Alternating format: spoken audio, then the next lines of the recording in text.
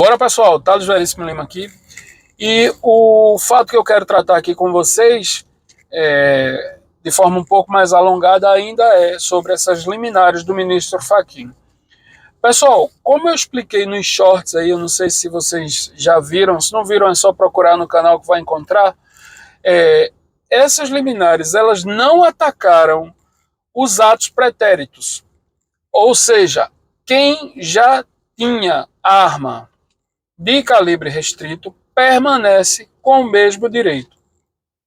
Para mais que isso, apesar dessas liminares já terem sido publicadas, elas precisam ser referendadas pelo Supremo, pelo Pleno do Supremo, que é, em síntese, colocar essas liminares à votação para os outros ministros se manifestarem e votarem se concordam ou não.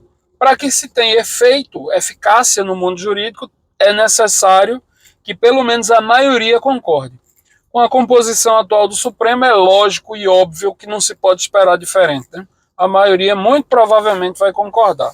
Mas o fato não é nem esse que eu quero levantar aqui. A pior situação, dentre as piores, para vocês verem como isso é o absurdo total, isso que o ministro Fachin fez, o processo estava sobre vistas do ministro Nunes Marques. E aí, o ministro Fachin avocou para si de novo o processo e decidiu, enquanto estava sob vistas do ministro Nunes Marques. Pessoal, avocar é tomar para si, né? Tomar de volta para si. Ou mesmo que não seja de volta, mas tomar para si alguma coisa, é avocar. Então, os ministros, e é esse o ponto que eu quero trazer nesse vídeo, eles precisam resolver essa situação de competência no momento das vistas. Porque imaginem, se toda vez que um ministro tiver com vistas, o outro simplesmente resolver atravessar e dizer o seu tempo acabou e avocar o processo de volta, né, o relator, ou sabe lá Deus quem, virar e dizer, olha, o seu tempo acabou, você até ficou demais, e aí eu quero resolver essa questão e tá bom, não me interessa mais ouvir o que você tem a falar. Hoje o problema incide sobre armas. E amanhã vai ser o caos, vai ser sobre qual matéria? Algum imposto? Alguma situação de algum crime que precisa ser analisado sob a luz da constitucionalidade, né? Porque a composição do Supremo, atualmente, ela é muito plural. Tem ministros que são oriundos da advocacia, que, como vocês sabem, fazia defesa criminal de grupos aí, de facções criminosas. Já pensou se esse ministro resolve, no afã de querer decidir um processo rapidamente, conceder vistas a outro ministro e determinar o prazo das vistas, dizer, olha, você pediu vistas, mas eu só lhe dou 2 dias de prazo, porque eu preciso decidir essa questão rapidamente, porque é na esfera criminal e é minha origem, minha composição de experiências humanas, eu sou derivado da advocacia criminal e esse assunto aqui eu preciso resolver rapidamente. Então só lhe concedo vistas por 2 dias. Né? Veja que situação, entre os próprios ministros. Né? O outro é um procurador, se eu não me engano, do Ministério, é o juiz do trabalho.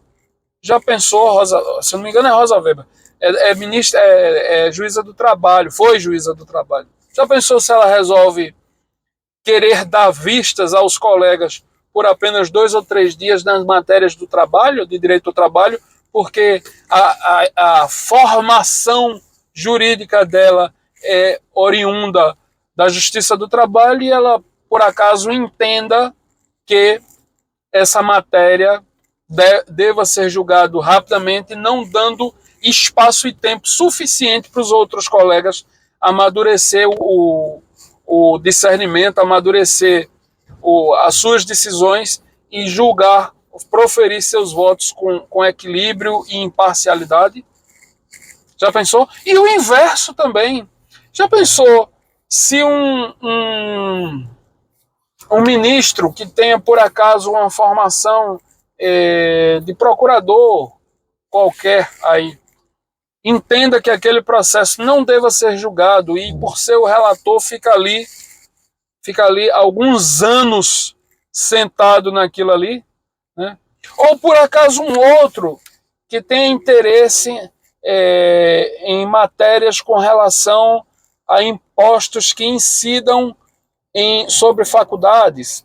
Talvez tenha alguém que tenha interesse nesse tipo de causa, né? Então, resolva não dar tempo suficiente ao colega para amadurecer e maturar a ideia com relação aos impostos que incidem sobre universidades e faculdades. Então, pessoal, esse incidente do ministro Fachin, ele inova e causa um problema seríssimo, que é justamente não respeitar as vistas, o processo enquanto está sob vistas de um colega. Ele tomou de volta, ele disse, para você já basta. E até onde eu me lembro, os ministros eles têm pé de hierarquia e igualdade. Não existe uma subclasse de ministros. O ministro Cássio Nunes e mais recentemente André Mendonça, eles são tão ministros quanto Lewandowski, Carmen Lúcia, Rosa Weber, Gilmar Mendes, né, como Barroso, e por aí vai. Não existe uma classe inferior por hierarquia ou por ingresso, por tempo de ingresso no Supremo Tribunal Federal. Não existe isso. Eles gozam de plena capacidade e autonomia em pé de igualdade. O grau de jurisdição de cada um é exatamente igual a qualquer outro. O Dias Toffoli, por exemplo, teria uma competência inferior, teria autonomia jurisdicional inferior a Lewandowski, que eu acho que é o decano atualmente. O decano é o mais antigo. Claro, existe de fato um certo respeito ao decano, isso em qualquer lugar, não precisa ser no STF, porque é a pessoa mais antiga naquele local, naquela repartição, naquele órgão julgador, naquela empresa. É o camarada que passou por mais experiência, é o camarada que talvez possa dar a sua opinião de forma mais consistente, sólida, balizada. Mas isso não quer dizer que ele tem um grau superior de competência, não. Muito pelo contrário, é tão igual. Então, o primeiro ponto que eles têm que resolver, os ministros, é se essa avocação do processo realizada pelo ministro Fachin, atropelando as vistas que estavam para o ministro Cássio Nunes, é válida ou não. Porque isso já é uma ruptura no próprio regimento interno do STF. Quando o processo está com vistas para um, ele fica ali amadurecendo até querer julgar. E isso já tem processos que tem anos esperando o vistor devolver o processo a plenário ao relator para submeter a votação e a julgamento do pleno. Né? E nessa situação de armas causa, de fato, uma nova ruptura, né? Uma inovação desrespeitosa. Que a partir de agora, se não retroceder e voltar à situação de normalidade, qualquer ministro poderá encerrar as vistas do outro a qualquer momento e dizer, simplesmente você ficou tempo demais e eu quero encerrar o processo, não me interessa mais o que você tem a dizer, talvez sirva só para os anais. Anais é o histórico da coisa. Talvez sirva só para os anais, mas pouco importa a sua opinião. E aí segue a vida, né, pessoal? Vai se manter essa situação. Então, o primeiro ponto que eles precisam resolver é justamente esse.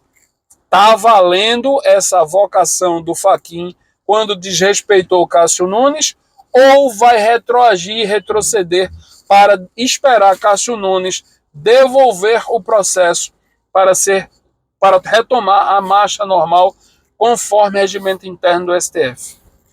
Segunda coisa, vencido isso, e aí vamos esperar, mas eu já deixo aqui as cenas do próximo capítulo, é justamente submeter essa decisão a plenário. Como eu disse, isso daí eu não tenho dúvida, a maioria vai concordar, talvez um voto, 2, 3 no máximo, sejam contra, mas mesmo assim, como são 11, vai ficar 3-8 aí, né? Então perdemos. Mas, e tomara que, se for para perder, que percamos depois da eleição, e vamos ver o que é que nosso presidente vai fazer, porque até lá realmente é uma instabilidade total. Pessoal, era esse o ponto que eu queria levantar. Eu acho que Fabrício Rebelo falou isso numa live aí, não sei em que canal, mas eu assisti alguma coisa sobre, alguma pincelada sobre isso. Eu sugiro vocês pesquisarem, se aprofundarem. Isso é só uma situação bem rápida e para levantar mais um ponto, né? Se gostaram, curtam, se inscrevam e compartilhem. Um abraço, tchau.